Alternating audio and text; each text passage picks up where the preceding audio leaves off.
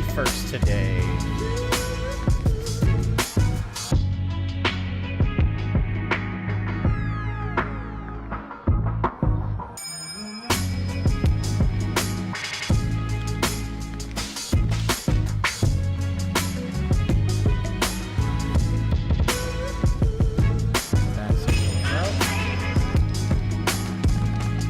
Still don't have a first, huh?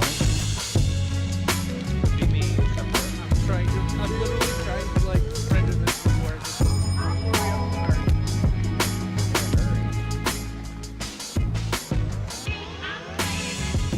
up Faces here. Right. What's up, everybody? Looks like people are slowly making it in. It's a dreary Monday here in Dallas, Texas. In a good way, though. Jeremy's here. Chris is first. Jeremy's second. What's up, Jeremy? Jeremy. We're gonna play some Halo later, Jeremy. I'm all caught up with this stuff. Uh-huh. I might. Maybe. Yeah, I gotta prep for tomorrow's Max on show as well, so as long as all that's good to go. Just missing that one straggler, Joey Camacho. Way to go, Joey. Way to go, Joey. Oh. All right. I think that we're good here. Let's see. Wait 1 second. Just rendering something. Oh my gosh. It'll only take a second. It'll only take a second. All right. Let's see. Okay. And render. Come on. There we go. Media encoder. Oh, looks beautiful. All right. Okay. Good. I think we're just about good to go. I've got everything's working here. I got my audition ready to go. Are y'all ready to record? Got audition up. Yeah. Awesome. All right. I am. How's my camera look? Recording. Look good. All right. The camera looks good. You, on the other hand, Matt. Ba-da-ba-ba-da-ba. All right. My office is a disaster. I've been like putting together computers and yeah. Mine's beautiful. I took my old render machine, my bad 6-core machine, and I gave it to my brother. He just bought a couple of parts and it's like, all right, good to go. So he built a nice little gaming system. Nice. I've even my dad is always happy when I buy a new GPU, so because he then gets my old one. Yes. Yeah. The hand-me-down GPUs. Yep. I've had so many 980 Ti's, I've given them out to lots of family members. Oh, making a lot of people happy. Yep. I'll just wear this the whole show. Okay. I'm gonna wear this on Friday, I think, for the Halloween show. Are you? Yeah. It's funny. It really makes your eyes pop out. And I don't know why it's red. It didn't look red when I bought it either. It says it's brown, but it looks red. Sorry, it matches the red in my beard, though. All right, got the chat up. I've got that. Let's. Right. Is everybody recording now? Is everybody rolling? I am not, but okay, I can. Everybody start rolling. Test 1 2 1 2 1 2. Yes, I'm recording. Okay, cool. Cool. All right, we're gonna do a sync clap, and so I'll say 1 2 3 clap, and we'll all clap. 1 2 3. Perfect. Perfect. All right. I think we're good. Notes ready to go. All right. I think we're good. Everybody ready? Think so. Yeah. All right. Yes. All right. Cool. Matt, are you good to go on I'm ready. the I'm intro? ready. I got this. Okay, you got this. We'll see. Yeah. We'll see. Mm-hmm. All right, here we go. What's up and welcome to another Mograph Mocast. I'm Dave. And I'm Matt, and joining us today is the super talented Michaela Maria Wartbichler. Hey guys. And Mograph is a supplement to our site, mograph.com, which is a motion graphics tutorial site with tutorials, plugins, podcasts, and other Mograph stuff. And on the show, we talk about everything ranging from motion graphics to Cinema 4D, After Effects, plugins, render engines, doing business, doing taxes, being a contractor, or working for the man. You can email us info@mograph.com. Let us know what you think about the show, questions, comments, concerns, queries, grievances, topic ideas, artist suggestions. We're on Facebook, we're on Twitter, Instagram, YouTube, mograph.com, all the things. make sure you email us like Jeff Webb did and said, I recently released a short 3D personal project. I'd love for you to take a look. I 3D modeled a car, and I made a 1-minute short film about a personal experience. It gets surreal and spooky near the end. Did you see this in the email? I watched it. Yeah. Yeah. The Buick. It was cool. It was like I don't know, like you kind of get those feelings, you know, The like your feels. first car. Think about your first car. Yeah. Like your old what was it? A Chevy Corsica. Corsica. You had a 'cause Corsica that was my as first well. car too. What color was it? You know, mine was gray. Oh, okay. Yeah, it was gray. I can't believe we both had So- a Chevy Corsica as I our know. first car. Oh man. I didn't have it for long. I switched over to like a Honda Civic. You know, Yeah. I got it a 1989 Honda Civic. You know, going from that 88 Corsica. But it's cool watching this. Like you get the feels for that first car that you had. You know, Right. and he did a really good job modeling everything. Yeah. It's based on a true story of something that happened. It's called Memory of a Stolen Car. So I'll put a link to to it in the show notes. You can see it. It's a Buick, and so check that out. And a couple topic show week wrap up things that I wanted to talk about. Number one is I just have to remind everybody this Friday, you got to tune in. Everyone. Gots to tune in, because we are going to be having our Halloween show with EJ and Ariev, and we need people to send us your favorite spooky renders so we can look at some spooky renders. Yeah. And also send us actually, if you can't make the show, email us your client horror stories. Because we would love to, we'll read them on the air. It'll be fun. But I don't know if you saw our Instagram stories promo, but you get a little taste. I'm a little worried though that some client horror stories, Yep. like, are we gonna make them spooky sounding? Because it could just be that we're gonna depress everyone for like an hour and a half to 2 hours. I don't think so. I think it'll be fun. I don't know. I think it'll be everyone to walk away entertaining. from it. I hope so. Yeah, it'll be entertaining. And then we're going to... It would be good. Also, maybe send some funny client stories. You know. Well, yeah, it could be that too. But it's Halloween, so it's supposed to be spooky, scary, horrifying. Oh, I don't want to be in that. I'm glad it wasn't me. Glad I wasn't in that situation. That kind of thing. If you want to do it anonymously, you can just email it to us. Was in the house the whole time. So make sure you tune in. That's going to be at noon Central on Friday. Same time we usually do the show, but on Friday instead. Mm-hmm. And make sure you tune in for that. Make sure you call. The calls are going to be the fun part. If you saw the Instagram story preview, you saw Matthias in the middle, and he was, doing spooky sounds and things with his hands and things. That's going to be you as the caller. You're going to call in to the mirror, and you're going to tell us, the magic mirror, and you're going to tell us your spooky stories. So if you can't make it though, please send it to us. I'm really hoping we have enough people show up for this. That's the thing. If Phil not, told me he was going to stop by. Okay, good. So good. I think we'll have the regular folks, Cool. The regulars. If you didn't see that on our stories, I think I archived it, but also I'll probably run a version of that in the ads this week during the Max on streams, which, speaking of which, fun. The Max on streams are going to be this week for Adobe Max. There's always simultaneous, Max on stuff going on, and usually it's because Adobe Max is going on and Max on is there, and we're usually in New York doing NAB East, which none of that is happening, obviously. So this is kind of like the week to do all that virtually. So make sure you check that out tomorrow, Wednesday, and Thursday. There's going to be 3dmotionshow.com, by the way. Who do we have? Andy White. Starting up is Paul speaking first? I don't know why. Does it I saw something on Slack that said Paul was speaking. Well, sometimes he does. Sometimes he does. Yeah, tune in tomorrow, day 1, 8:30 a.m. Yeah. Paul Babb. Yeah. Max on news, notes, and announcements. Yeah, I didn't know if they were. Usually, that's what they do. Is somebody comes on, from Max on and does a little intro. So, yeah, check that out. We're gonna have. They're gonna have. I mean, we're in the background, but Andy White, Brie Marie, Chris Pretty, Chris Schmidt, Ethan Shaftel. I hope I'm saying all these names right, because you know how we do. We're like really bad at it. James Ramirez, Jessica Herrera, Joey Camacho, Jonathan Winbush. Winbush, this is great, by the way. I've seen it. Lauren Fisher. Beeple will be on. Who knows what's going to happen with Beeple and whoever he's going to... I don't know who is going to call in and talk to him and give him guidance and whatnot, but that's always a good time. Rachel Brickell, Sierra Ward, and Thanos Kalos.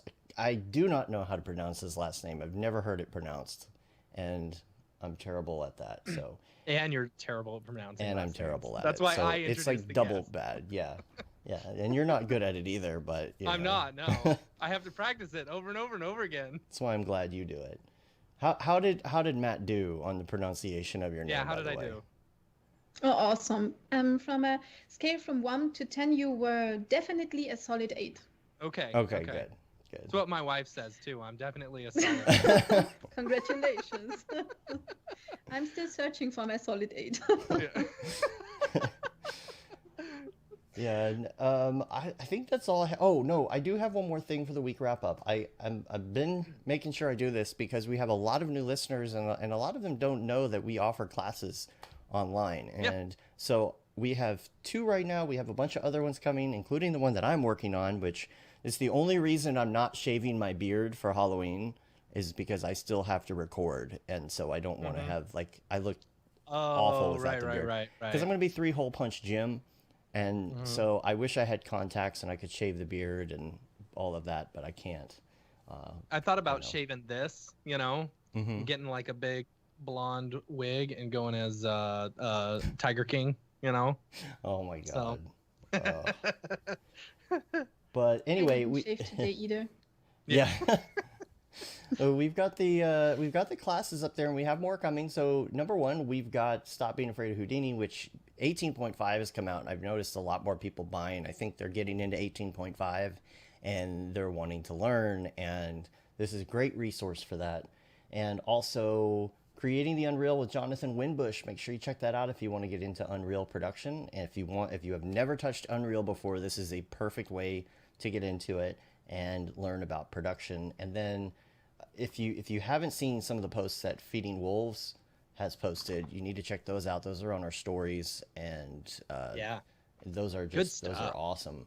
And we've got another mini course coming out pretty soon. It's going to be very affordable, and it's going to be short, and it's about doing AR with and like Adobe Spark with Cinema 4D and that workflow, and that's Don Allen Stevenson III, and that's going to be awesome. I've been starting to edit it, and he has such a great personality, and he's such a great teacher, and everything that he's doing on Instagram right now is so great. So make sure you check him out, get a feel for him. Then the mini course will come out and you can scoop it up and whatnot.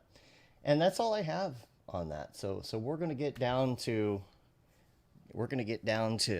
our copious notes that we have here. I'm so glad that you sent me notes before the show because these are very welcome. These are great. These are really great. And not most of the time nobody sends me any notes. Yeah. So I just have to come up with things to talk about. So this was incredibly helpful. So I do have a few photos and stuff we'll bring up here, but if you're listening in audio, of course you can check most of this out on Instagram and things like that. So just check the show notes. And so let's get right into it. Let's talk about, first of all, we'll go in order here. Your upbringing and where you're from and where you went to school. Let's kind of start with that. Hey everyone in the chat and live. I'm from Austria, in the very south of Austria, half an hour from Italy and Slovenia, somewhere nested in the mountains and lakes. And actually I attended a higher technical college after the regular school, and I actually got an engineer's degree in software development from that school, and I really enjoyed that. It was super cool. So all the programming and mathematics and physics stuff, and it was just a little bit too stiff, so I decided to switch to go to the University of Applied Science in Upper Austria and studied media technology and media design for 2 years, which was super cool. And then I get the super cool chance to work in one of the biggest advertising agencies here in my little city. But for my city, it's big. So where it was are you really. at? What's your city? I'm in Klagenfurt. Okay. Yeah. I'm looking at a map right now, so I can. I've got a general idea. Yeah, we have, I think, 2 cities with more than 100,000 inhabitants, and I'm in one of those. I lost my screen here. Let's see. I don't know what. It just I upgrade. Oh, that's what we didn't talk about, Matt. We upgraded our systems, so it's like changed everything around. There we go. Yeah. Now you can see my screen. So gosh, that's beautiful. Yeah, and I see the pictures of you with.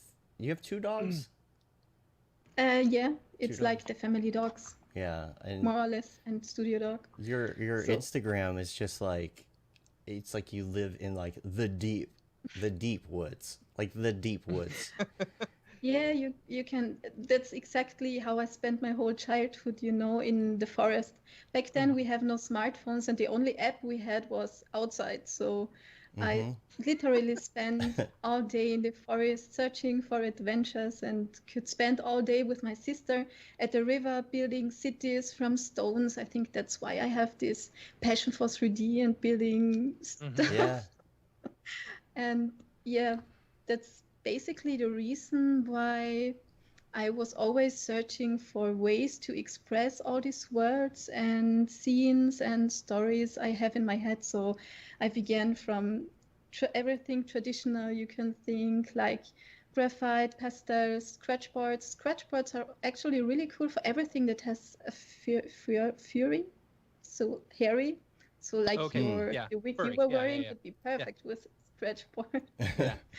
And it was even singing in a band with classical voice education, writing songs and stuff. But with all the 2D stuff, at some point you have this border, and then I discovered digital art, so digital painting in Photoshop, and it was like, whoa! I suddenly have like the perfect paper and the perfect colors. Like if you make on a analog a real paper, something black, you don't really can make this white again to put in some highlights or whatever. Right. But with digital art, it's like super cool. And yeah, after I founded my company and stuff, but that's another story.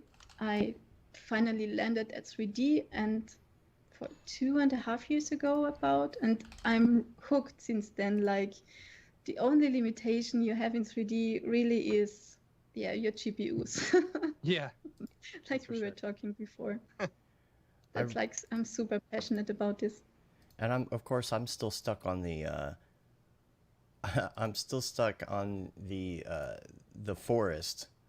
I'm I'm looking at your Instagram right now, and just like in awe of the forest. Oh yeah, that was yesterday. So jealous. And I can see how like you would get inspiration from this. Like this is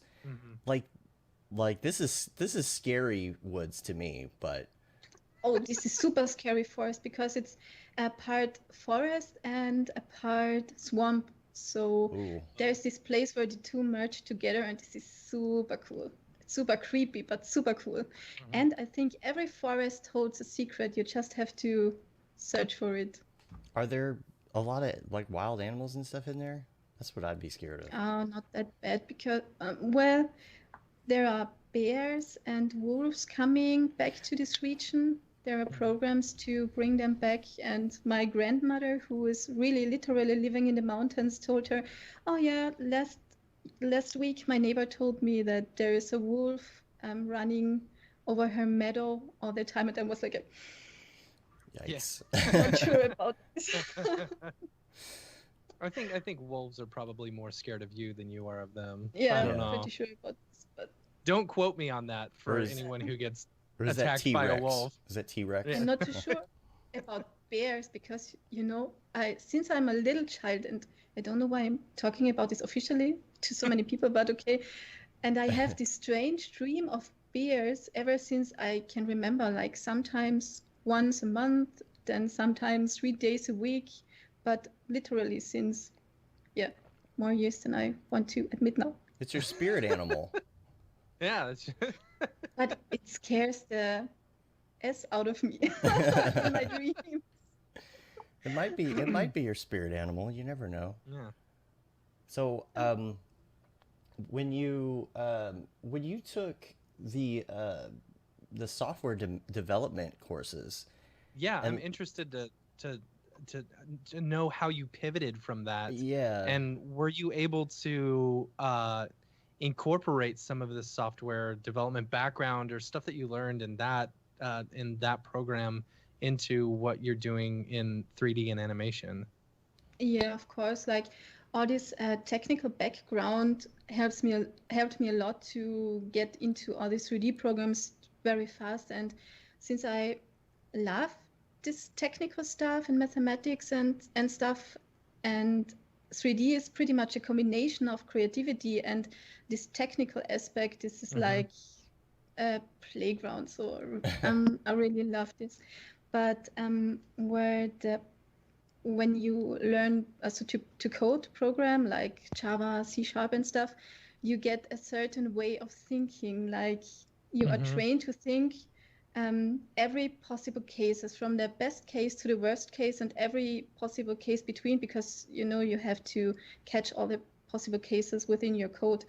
And when I'm doing now a concept art piece or anything, I have this process to come up with ideas and stuff. And when I'm set with one idea and a scene, then I take back one step. So I go back one step, and then I really think about all these cases. So I'm populating the scene then because of logical reasoning and stuff. And there comes this programmer thinking in very handy, because you just it's automated to think all the possible cases and steps through. That's super interesting, actually. I think Dave and I are similar in that way. Like, cool. we're the reason I really pivoted to 3D. Like, I was into After Effects and I wanted to make, logos 3D, but then I got into it and I really loved the technical aspect of it. Yeah, exactly. Not so much the art, but more of the technical aspect of like learning how it all works and stuff like that. I know Dave is definitely like that. Yeah, for sure. Cool. Yeah. Yeah. It's so cool to talk to people who know what you're talking about, actually. Right. Right. Yeah, so I think you mentioned, I don't know exactly how you put it, but you said something about the programming being kind of stale or something. It was just, what kind of like made you, I mean, I know your inspirations and stuff, but what really made you just like decide like this just isn't for me? Was there a certain point that you're like, this like the software, the coding part just isn't for me? Or was it kind of just was it a gradual transition into what you do now? Actually, I went to that school because I don't really know back then what to do, and that school has always been my father's dream. So I was following his dream for 5 years, right. And then it was pretty obvious it's cool, but I'm just missing this creative part, is telling stories, and it's something like I can come up with in a snap. Is this the correct word? And so the media technology and media design study was perfect, because we were taught to code there as well, but also the creative stuff. So I had a cool advantage there. Because I'm the type of person who I am very technical, but there's something about code for me that I just don't get it. Like for me it's it's not that I don't understand the aspects of it. It's just like it's not for me, as technical as I am. So I kind of understand that position, because I would much rather be doing art or something like that.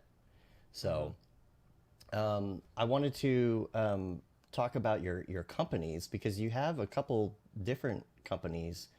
And let's see, 2013, you founded your own digital arts agency. Talk about that a little bit. Yeah, it's just actually it begins to 2012 because back then I felt, and I don't know if you guys know this, but I just felt I was at a certain point in my life. I had this job in the agency, which was super secure, and I had this relationship that was not even an 8, was more like a 5. So it was not bad, but I just was at the point when I thought, well, either this is it now, or I just risk it and take a whole new way. And I decided back then I'll do it. I risk it, although everyone was telling me, "Oh no, you have this secure job and you're earning a lot of money and cool clients and stuff." I thought, well, if not now, when then? And I think the worst question I can ask myself when I'm like 100 years old is, what if? So I decided, let's do it. And so I quit my job in the agency. I ended a relationship that lasted 4.5 years. I moved in my first own apartment in a city where I know no one and started my company. So that was a completely It's a lot of reset. change all at once. Yeah. Oh, totally. So the company started in 2013 in February, and the first 2 years were super tough. Although I didn't want to miss this time. Like I had literally no money. I was borrowing. It's when a friend gives you toilet paper. Is it borrowing? He was literally giving me toilet paper, and I remember the toilet paper struggle is real, guys. Yeah. And I remember living a whole week of a can of corn and crossbread and stuff, and but I always made sure my cats had enough to eat. That's good. But I will never want to miss this time, because you get a certain trust in yourself. Like all these nights you spend worrying how to pay the taxes, and we have high taxes in Austria, how to pay all this stuff. I have no money on my bank account, but no matter how bad the situation seems, it somehow always works out and continues. So that's a reason why I just did it, because people were saying, "Oh, yeah, what's gonna happen if you fail?" And then I was like, "Yeah, I will fail, and then I'll just go and get a new job, but I will not lose a hand, or I will not drop dead. But I will never have to ask me the question, what if I had done this back then?" So yeah, and a great difference I realize now when I'm looking back is when I compare myself to other people who had their own companies or were just freelancers. No matter how bad I was paid back then, I always did my best. So then the word of mouth, like, hey, where do you get this from and stuff. And so I finally got my office in the film studio here in Carinthia. And I met Gerald Salmina, who is a producer and regisseur of Manaslu. That was our last movie. And Mounts and the Liars, if you probably have seen this, and Strive, One Hell of a Ride and stuff. And I got one chance from him to work on something, because they couldn't reach the other guy. And so I did what I always did. I gave my best, and he liked it. And that's basically the beginning. And now, in the meanwhile, I think for 4 years now, I'm doing all his graphic design, all his animation, visual effects stuff, and it's super cool. We did really amazing things, commerce for Red Bull and Audi, and our last feature film was like a dream coming true, having the premiere in the oldest cinema in Vienna and stuff. That was amazing. Awesome. Oh, that movie was actually the reason why I started into 3D, because Gerald was like 2.5 years ago, "Hey, we're doing this feature film about Hans Kammerlander, who is a super famous climber and an awesome guy. You should really check out it." We just finished the English synchro version. And he was like, yeah, you're going to do the graphic, branding, and visual effects and animation stuff like always. And and I need some 3D animations of Mount Everest and Gasherbrum, who are two mountains in the Himalaya. And I was like, okay, let's learn 3D. That's basically a beginning. And then I watched almost every tutorial out there, of course, from David Arieff, big fan boy girl here. Nice. Big fan too. Yeah, me too. And EJ, of course, was Yeah. a big fan. Yeah, that was basically my start into 3D. And then, of course, when you're in 3D and you find that, oh, there are assets out there you can go and buy and use in your projects, you sometime land on the Kitburst 3D website, of course. Yeah. And back then they had this contest going on for industrial. And I was like, whoa, I can download this pack and build my whole world out of it. It's like the dream I had since I was playing in the woods, like many years ago. And so I did this, and back then I remember I didn't even know the difference between concept art and matte painting, but somehow I managed to make the third place in the contest, and I was so excited, and even more hooked since then. Yeah. And which place was it? Was the third in the industrial, and the post-apocalypse, it was the first.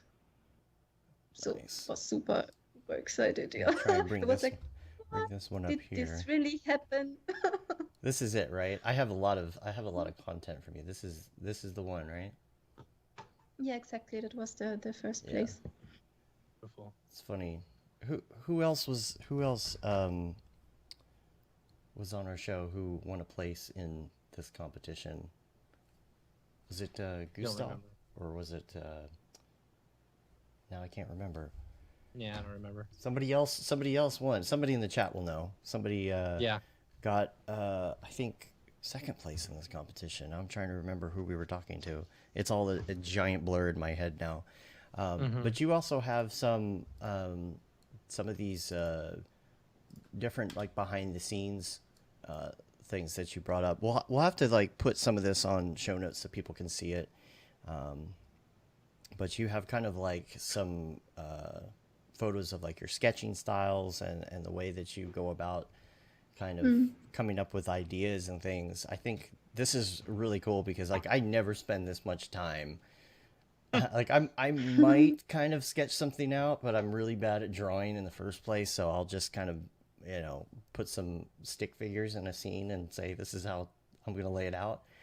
But Stickman is legendary. Yeah. But this, like, you've got, like, some pretty incredible sketches just in general. And where did that come from? Did that come from school, or is that from, like, when you were younger, when you were, in the forest and stuff? Yeah. I was one of those strange children who were just drawing all the time and being alone with myself. So even in school, I remember my teacher were calling me Alice in Wonderland because I've always been in my own world and drawing, but when she would ask me anything, I always knew the answer. So I've always been best in class and stuff. So she just let me do it my thing. It's funny. So I've always been drawing, but I think the drawing part is my weak point. Actually, I really should work on it. Well, it's way better than I can do. I'll tell you that. Yeah.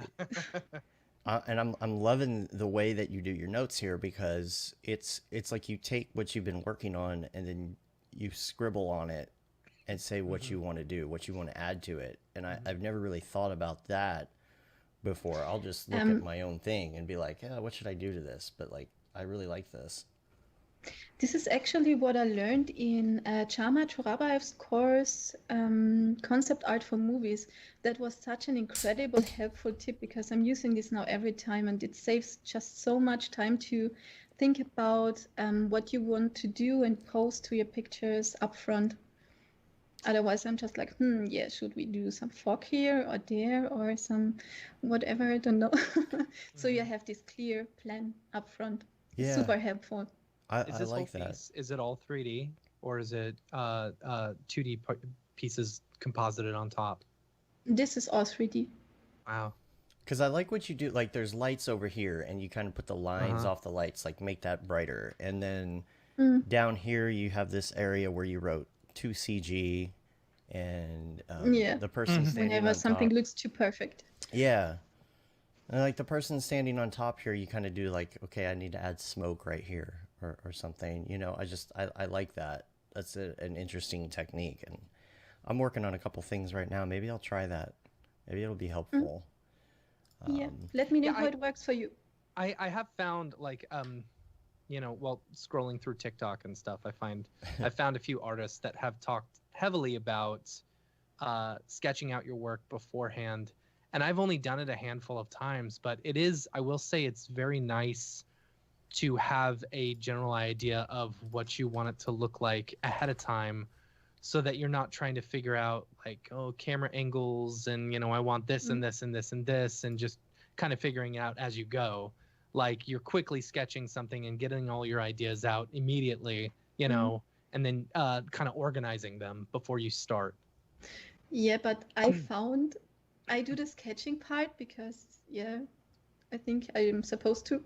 And but then I schedule like 5 million buildings or whatever into on a plane, and then I just take the camera and be an explorer in this world, and I just find so many cool things, and very often I have to admit it ends up completely different than my sketch. That's Don't funny. tell anyone.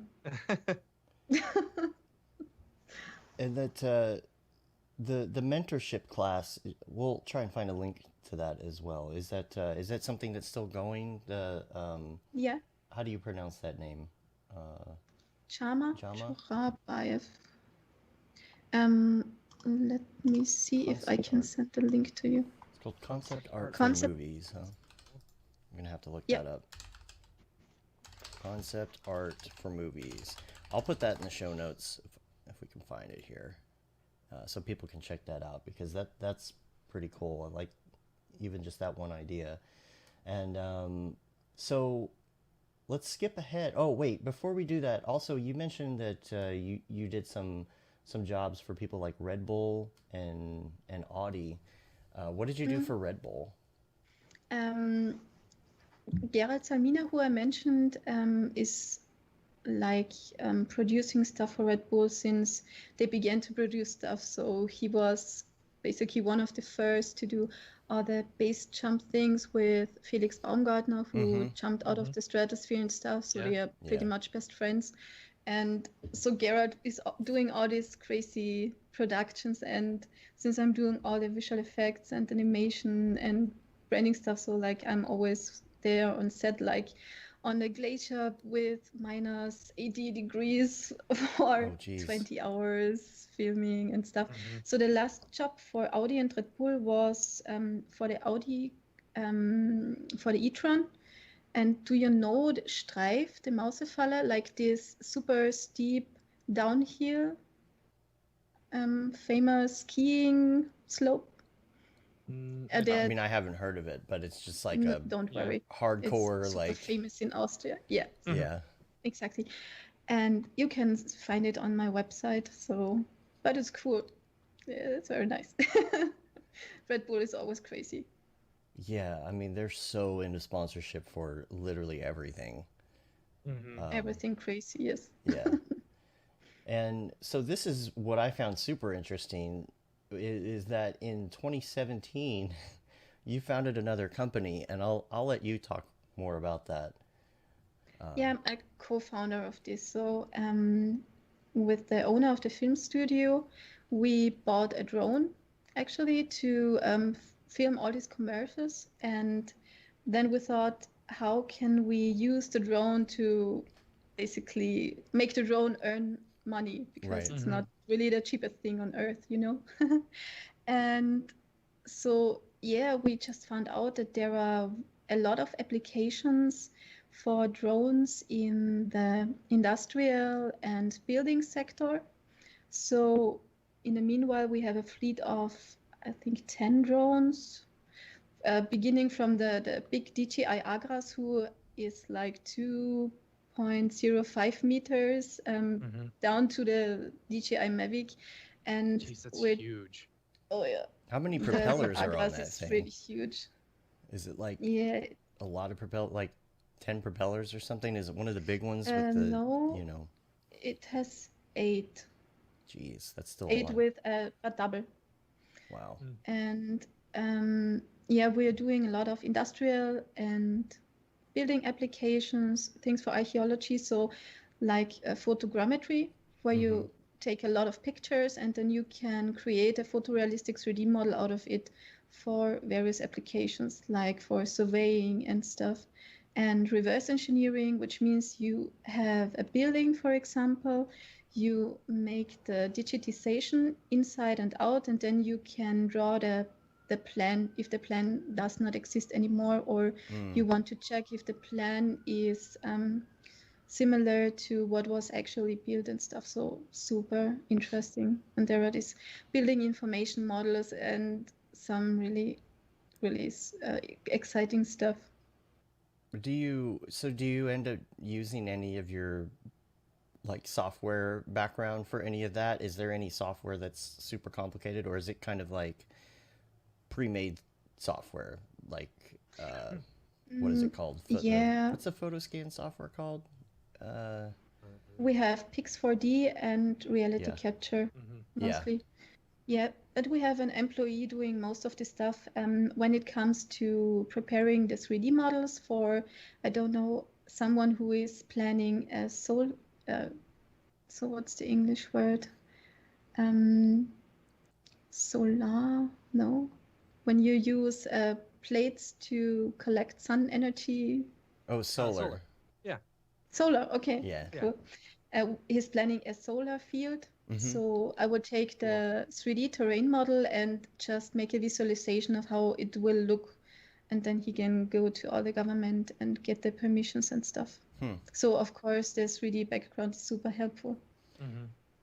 What kind of... I was going to say that real quick, that sounds like a big pivot, you know, from doing the animation, 3D effects and VFX over to, you know, a drone company, you know, shooting and stuff like that.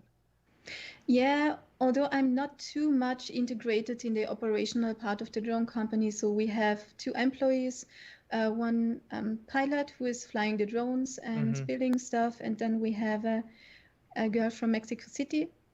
And she is like geo information and stuff. She's doing all the data prepping and stuff. So I'm just more in the background. So is this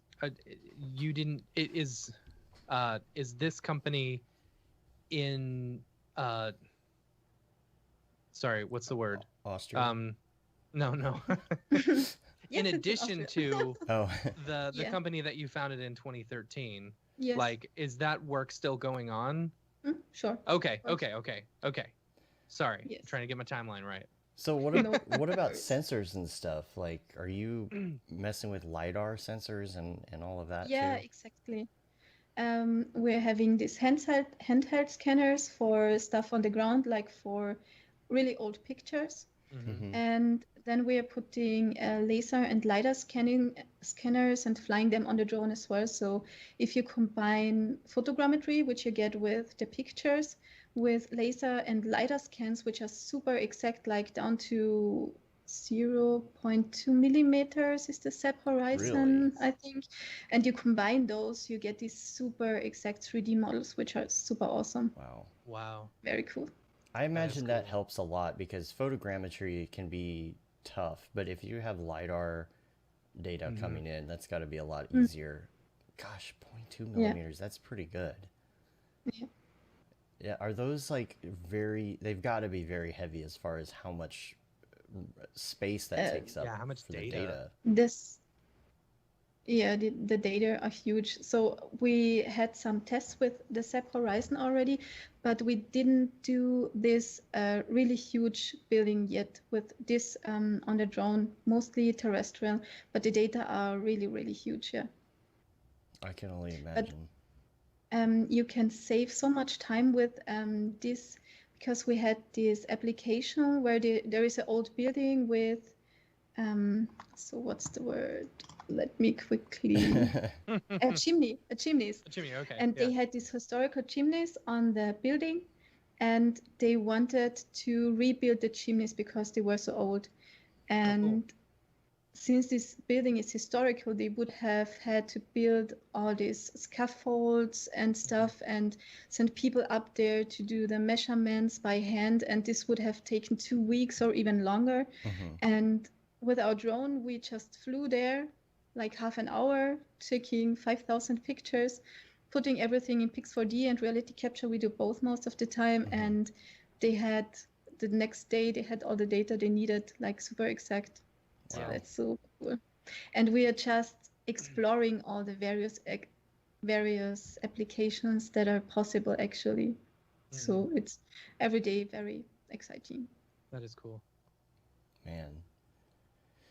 I'm gonna have to nerd out with that if I'm ever up in if I'm ever up in your neck of the woods, short trip. Sure. Yeah. Please. Because I love the drone stuff. I would love to get into the LiDAR stuff. That's cool. Yeah. Oh, I can just write me a message. Yeah. Just when I'm up there, Yeah. If they ever let us out of this country again, we'll see. Yeah. I think we're getting a second lockdown next week. Oh, Are they? Man. Is it so it's getting bad there too again? It seems like it's spiking everywhere. Yeah, it's just the cases seem to rise, but it's not that bad. I mean, I think Germany and other lands around have given out the warning to go to Austria, but not to Carinthia. So that little state I'm in the south is like the only state that is still green. So, but I don't know. Well, let's also talk about the matte paint challenge. This is another That one. was cool. I'll bring this up here. Give us a rundown of what the matte paint challenge is. Mattepaint.com is a website or where you can download super high quality matte paint pictures, like with dimensions that are just huge, and the quality is awesome.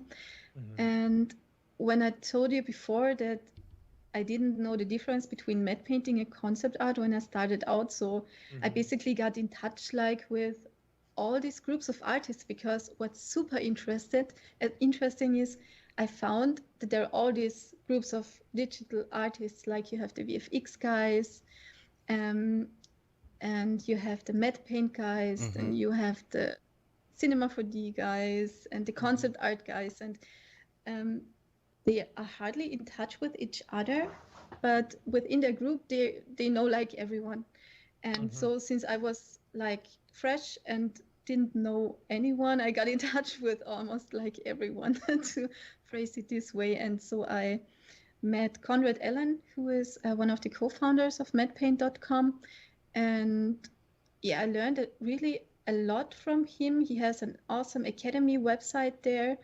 And when I was doing this picture, Savior or Hangman, in the post, I realized how much of the techniques I was using that I learned from Conrad and his academy. And I knew he was doing all these challenges with his community. So I just wrote him and said, hey, are you up for a CG paint over challenge? Because, I learned so much of the techniques I'm using from you. And he was like, oh yeah, let's do it. And so I rearranged my scene a little bit and sent him over the 3D base and the render with the render passes. And with what they come up with is just so amazing. And I think the collaboration of a 3D guy and the matte paint guy, you get results that are just awesome. You just have to look at those pictures they created out of the 3C. Yeah, that was the 3D base. So this is the base here, right? This is the base, and then yeah, exactly. That is the raw render. Okay, Plus they cool. got all the passes. Let me open up this. So this is basically, this folder here is just like all the results. So this is basically everybody did their own version of this. Yeah. Yeah. And everybody had this totally different outcome. That was so cool. I mean, all these pictures speak for themselves. I think there's nothing to add. And some people even rearranged, So you know, like turned it around, and man. They're so beautiful. And I'm sure they've got like Diogo, who made this one, is actually in the chat with us. Oh, nice. Hey, oh, yeah. I love your piece. And there's like, I'm sure there's an Instagram or something that'll post these and everything, That's right? so cool. Or some place you can view these online. I'll try and post a link to that in show notes. I love this type of stuff. Yeah. I used to back when I was in college or fresh out of college, there was a Photoshop contest site called worth1000.com, you know, where someone would post like a theme or something like that, or an image, and then you'd have to create something. And it was so cool seeing everyone's different versions of the exact same thing. Yeah. This I is was so so rad. surprised. That's so awesome. It's kind of like And it's there's amazing the Photoshop how Reddit. much detail they're adding to it. Yeah, Like, you know, just taking a render, you know, and doing so much more to it. That's so awesome. That's the winning piece, I think. So nice. Yeah. Yeah, it says this is the winner. Wow. So did most of these people, are they doing this in Photoshop? Like what are they using mostly to create their variations on these matte paintings? Is it? I think that is mostly or solemnly Photoshop. Yeah. And Ian Wickner, who is one of the mentors there too, he even made a tutorial on how to use all the render passes and stuff, which is super awesome. You can find this on their site. You should really check it out. Yeah. I learned so much from looking at what they created out of this, and I was like, I should not show my original. That's funny. Do you also awesome. Do you do like, do you do any work in Procreate? Like, what is your workflow like if you're doing digital painting? Mostly I have this, like for the Kitburst 3D stuff, I have this the theme, and it's somehow hard to describe my process, because as soon as I begin to engage with a subject, like it was with post-apocalyptic, it's like my brain turns into this frequency like a radio, and then inspiration just finds me everywhere, or I just find inspiration everywhere. It could be everything from the blink of the eye of a stranger, or an article in a newspaper, or just the smell of the first snow. And it's all these little moments of inspiration that could ignite a whole story. I'm pretty sure you know what I mean. And the trick to this actually is you need to quiet your mind. And this is actually because often the inspiration finds people right before falling asleep or waking up, because then your mind is quiet. It's like your conscious mind takes one step back, and your subconscious mind can come up with things. It's like when you want to buy a car, and suddenly you see this car everywhere, right? Yeah. Right. It's like this selective perception you have.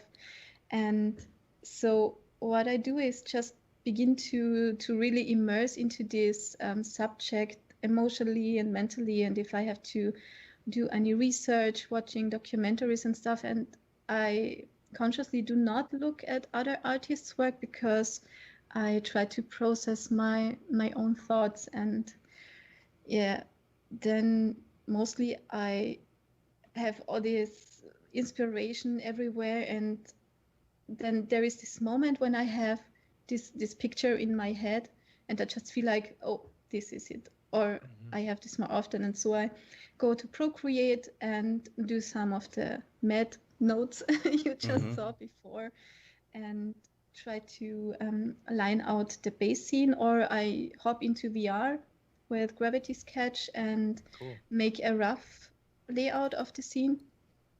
And then the programmer's thinking comes in super handy, because then I can look at the scene from a very analytic and theoretical perspective. So yeah, then what app is that I again? bring it. This is Gravity Sketch. Okay. I love this. This is so cool. You finally are able to stand in the middle of your scene, and you feel all the distances and the depth and the heights and stuff. And this is so awesome. I really love this. And yeah, as soon as I'm done with this, I bring it into Cinema 4D and do all the population stuff, scattering stuff, and I use Octane Render then for the render passes. And when I've got those out, I hop to Photoshop for the post. Yeah, actually, that's the bridge of you saw in the VR before. So when you're creating that stuff in Gravity Sketch, for example, do you use that geometry in the final, or do you rebuild that geometry? Yeah. It depends. When I'm just trying out some layouts to get a feel of the distances. So I bring this in, but then I replace it with like buildings and stuff. Okay. But in case of this bridge, I intended to use the bridge then, because in VR you can do this super organic stuff and shapes super fast. Like that take the plank is and so cool. Yeah, that's the VR thing. Yeah, the final of this, like just seeing it go from Gravity Sketch to what you have here. Yeah, I mean, I'm blown away. That is so cool. That was so much fun. And if you're and this is the picture I send to my clients when they are late with paying my bills. And when they are super late with paying the bills, I retouch the heads in it. No, That's just funny. kidding. I never did this, but maybe I should try. So, like okay, if you're following along at home, first of all, and you're just listening, go find the title of it is Feeding the Pet. And do you have all this? This is on ArtStation as well, right? Because you have a pretty big ArtStation account, I think. So if you're looking for it on there, but I'm looking at this and I like the render passes that you have on it. How are you doing like the texturing for the normals and everything else? Do you have a library? Are you building anything texture wise, or how do you go about that process? Because like if you look at this dragon, for example, let's see, I'll go back to the other photo here, and I'm looking at the passes, and you have normal maps and you have everything else on it. Are you creating any of these by hand, or are you grabbing textures from like Bridge or something like that? Yeah, so what I always try to avoid is anything that has something to do with retopology and laying out UVs. That's like my two super pain points with 3D that I just couldn't force myself to do properly. So most of the stuff is from Quixel, yes, the Megascans library. Yeah, that's cool. See, I need to get into that as far as making your own textures. What is it called? It's not Bridge, but it's the other app. Mixer. Yeah. Because Mixer is cool. Yeah. For those who don't know, who haven't taken Jonathan Winbush's course that we have on Mograph.com, he's got an entire chapter on Mixer, and I was blown away by it. It's so cool. Yeah. Sorry, go ahead. Yeah, it's super awesome. It's something that when I'm creating something in Cinema 4D and I realize I need to like take a texture that's already made and update it, but then it's like, oh, I've got the normal map I got to change and the reflection map I got to change and all of that. That's something invaluable, like to have around. But What other resources do you have as far as textures besides Quixel? So Quixel Megascans is like the first go-to, then the Kitbash 3D library, of course. um, and DAZ 3D I use often for characters. And the big, medium, small stuff from Charma, the character packs and stuff, they are super awesome. I don't know that one. What is that one?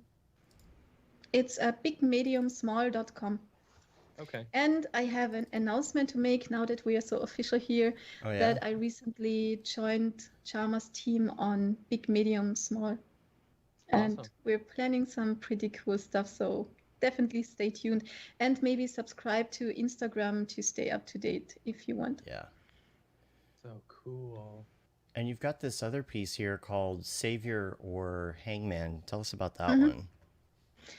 The idea of this picture was basically to show one moment in the life of someone where the life changes completely. Like I didn't want to give a hint of how it will going to change. So you see this girl and you see the guy, and obviously he is in charge, and whatever he decides will completely change her life. And I wanted a picture where the story continues in the head of the viewer, but I give no hint on how it will go on. So I think everybody has its own story when looking at this.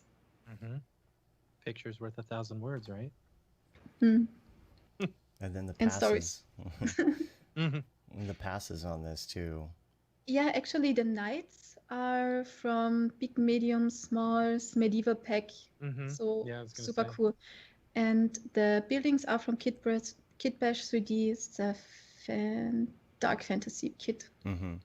Gosh, they have so much content on that site now. Oh, yes. Yeah. Like every day I'm getting an advertisement for another like special. And I'm like, gosh, I wish I had a reason to use some of this stuff, you know? These characters on Big, Medium, Small are so detailed. Yeah, they're so cool. They are all handcrafted. Like they're doing so much. They're putting in so much work in every single of those. Man. Wow. Yeah. That's cool. That's cool. I think we've gone through all the content that we have there in the folders. Yeah, I'm just looking at my notes here just to see. The CG paint over challenge. So tell us a little bit about the paint over aspect of it. That was basically the matte paint challenge, the matte paint part of them. So I would really advise go check out the video of Ian Wicknar. I can send you the link then maybe in the academy. It's super awesome, and like you saw which potential a picture have when you use the right techniques on the paint over. Like you can go from, oh, this is cool, to, oh my God, this is awesome. Just with the right techniques. I usually go the other way.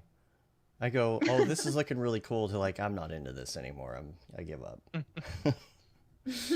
That's how I felt yesterday working on a project. I was like, how do you keep that up? I don't know how you keep it up, because like you get this inspiration from everywhere, and I feel like I don't get inspiration from anything, and I'm never inspired to do anything. I was just like, how do you? Because we don't live in a beautiful place like that. That must be the key.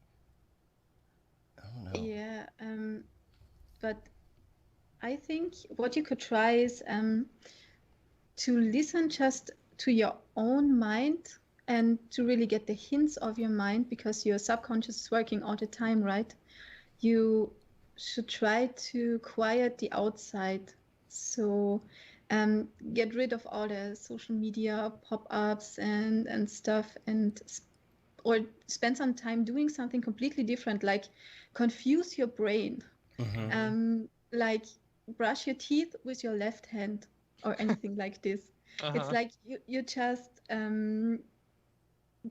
yeah, it's like confusing your brain, so it comes up with all these new neural connections, I like and that. I like that basically a a lot. little bit of resetting. And I totally recommend to anyone just go out into the nature, but without your smartphone, because this is already backed up by science, which is super interesting when we in our modern world here, surrounded by concrete and metal and all the smog, live in an excess of positively charged ions. And in the nature, there is an excess of negatively charged ions. So if we go out and you hug a tree to defragment your brain or whatever, there forms this equilibrium of electric charges, which doesn't only quiet your mind, but also your body. And this is super interesting. I wonder, So, like, how yeah. your brain reacts to being out there without a smartphone, because there's part of your brain, I assume, that in the back of your head is saying, well, if I see something cool, I'll just take a You photo want of to it. take a picture. Yeah. Yeah. But if you don't have that ability, you have to remember what it looked like if you want to Yeah. sketch it or describe it or think about it. I wonder. Yeah, you're stealing yourself a lot of moments. That's true. Because I know it from myself, like the pictures you saw from the walk yesterday, because that's actually my preparation for the interview. Like I'm super, super nervous all the time when I'm thinking about other people who will hear this. And to calm myself down, I just, let's grab the dogs and go into the forest and the swamp. And after them, I'm super relaxed. It's like, so I Yeah. totally It's like recommend. nature just you there's no distractions. It just calms you, you know? Yeah. And I'm sure the exercise as well that comes from that, you know, when you're going out Yeah, and I'm kind of sure that hiking helps. and stuff like that. I'm sure, I don't know. Endorphins and such. Yeah. You don't need to do this long, like an hour or so. Just go out for an hour and you feel completely different person. Well, Like it's have you been to Iceland? no, not yet. No. Oh, you should go. Oh, you should go. Well, I feel like Matt and I went there a couple of years ago, Oh, cool. and it kind of felt like that. It felt so refreshing just to be out in that. Yeah. Just see something different other than our concrete jungle here in flat concrete Dallas. I like the idea of leaving your phone at home, because my folks, they own about 12 acres of land out in the middle of nowhere, Super Texas. nice. Yeah, and so we'll go out there and I get no cell phone service. But I find that when I have my phone in my pocket, I'm continually pulling it out and forgetting that I don't have cell phone service, you know? Yeah, and for taking pictures. I'm doing this myself when I'm taking the phone with me, like yesterday, like, oh, the dogs, they look so cool in the swamp, like I have to take a picture. And I consciously leave it at home mostly.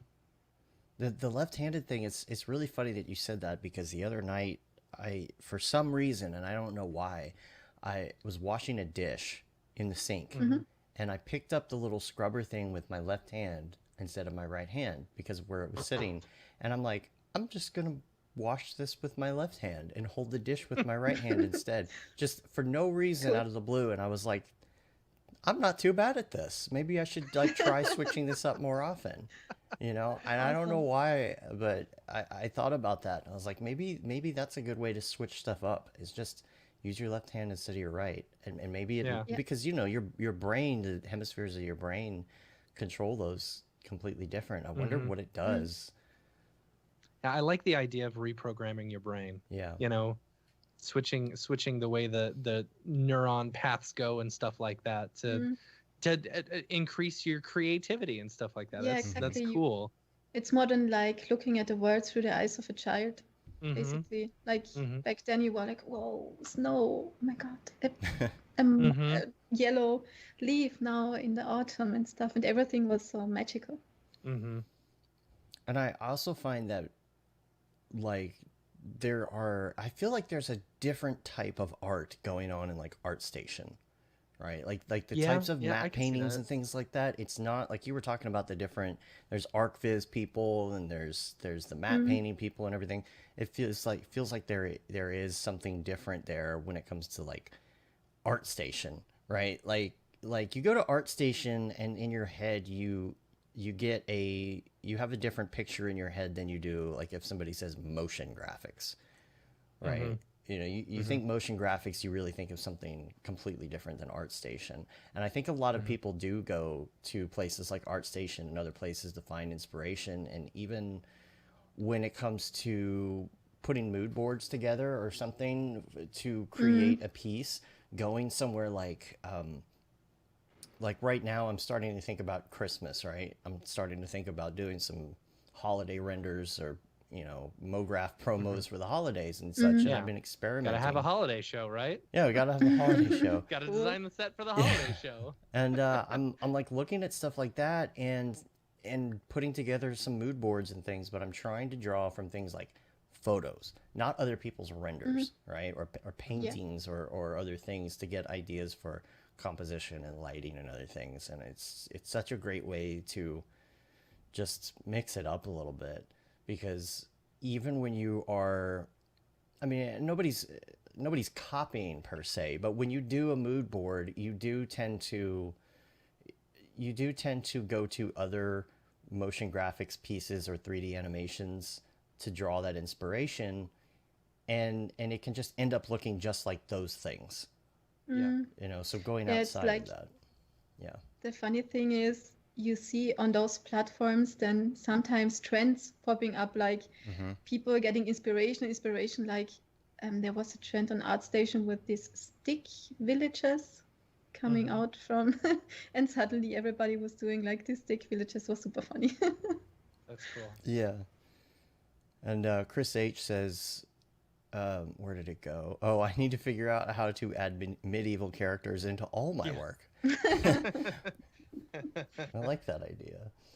So, as far as your setup, though, let's talk about setup a little bit. You've got a pretty good setup. You've got four 2080 Ti's.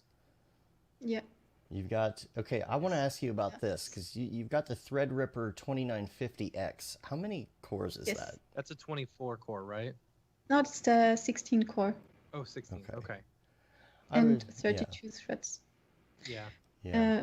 Yeah, basically because in my I have all these words I'm working in, like the VFX and animation word with Gerald, and then the drone word and Mhm. the Mhm. concept art word, and then I have this branding word where I'm doing with business partners, business development, brand words, product launches. Like right now we have two going on, which is super stressful.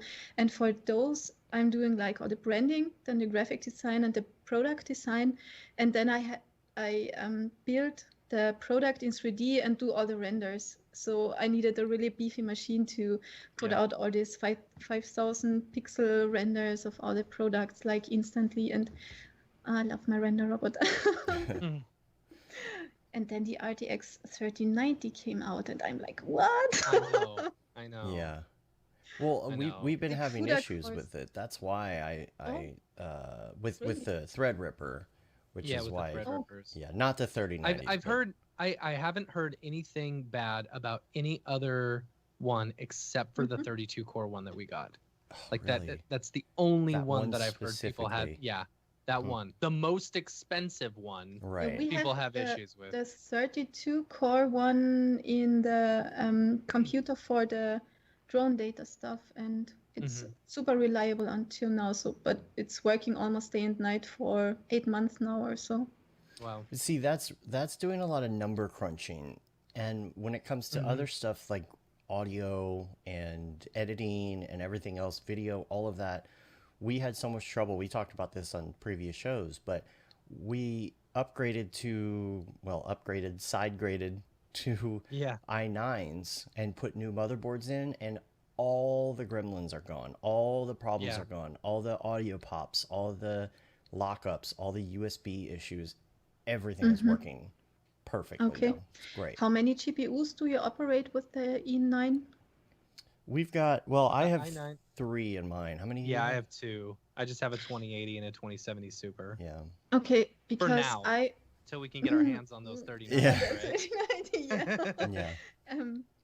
Because I wanted a i9 as well because of the speed, of course, the frequency, the clock Hmm. rate, and I was building my machine together with MIFCOM, who is a company who is specialized in building all these machines, and he told me I would have a problem with the i9 with my 4 GPUs because of the lanes of the processor, so there could have been a bottleneck.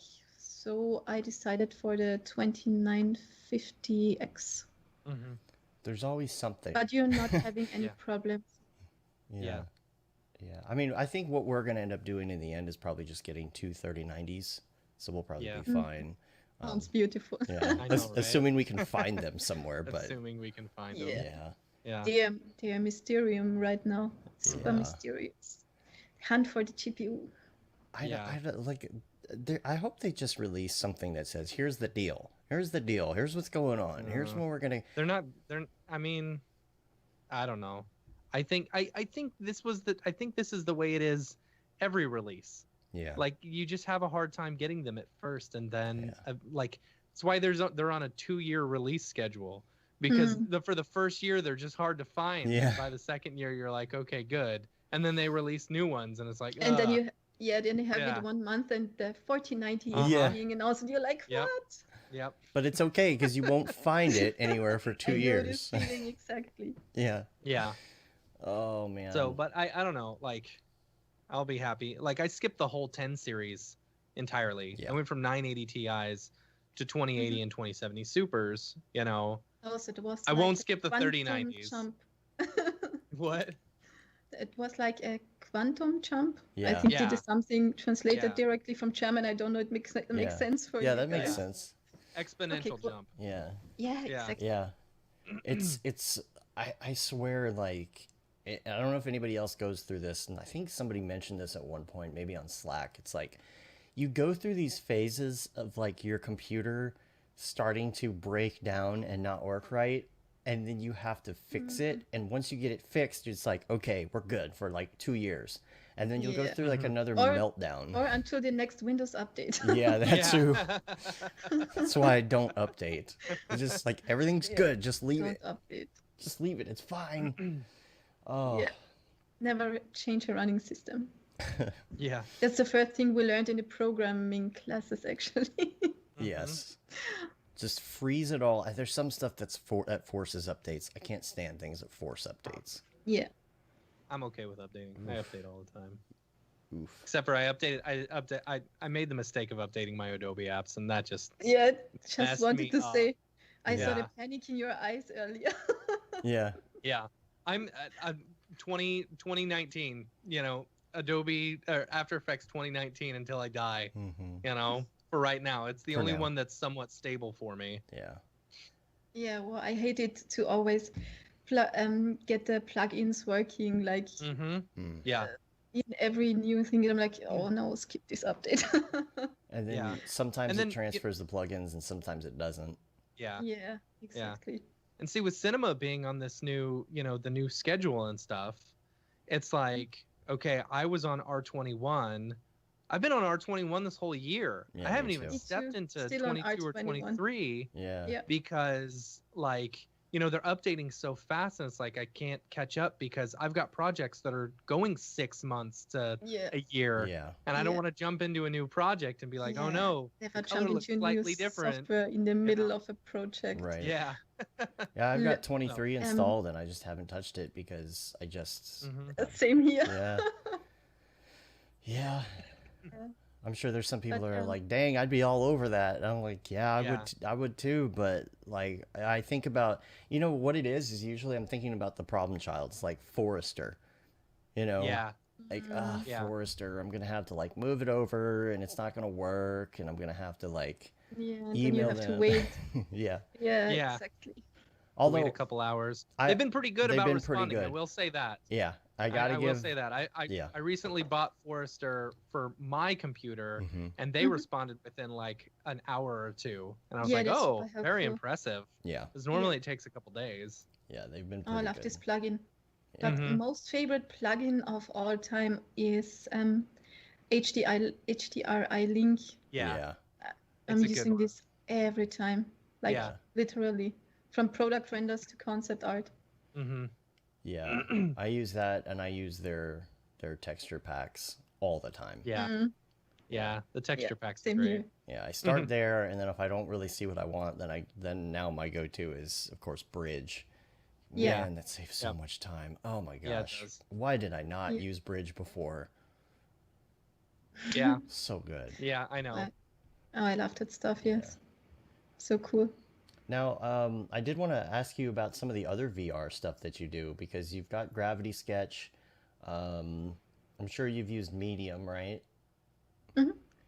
What do you do for fun with VR? The socially acceptable fun is definitely Vader Immortal and Beat Saber. Yeah. I haven't played Totally the love Vader. those. Tell me about Vader. What is this style Oh my of the god. game? So I assume you are a Star Wars fan, right? Yeah, of course. And then imagine Darth Vader standing in front of you and talking to you, literally. Mm-hmm. I will not tell more. Just do it. Okay. I will not spoil the experience. It's super cool. You since the controllers have those haptic feedback, is Mhm. haptic the correct word in English? Okay. Mhm. Have those haptic feedback, then you have training lessons with the laser sword, with the lightsaber and stuff. So it's so cool. Okay. You really got to try this. I'm gonna Trust have to me. check it out. Yeah, but they're Awesome. not releasing a full game, right? It's in chapters. Is that right? It's 3 chapters, but it's a closed story in it.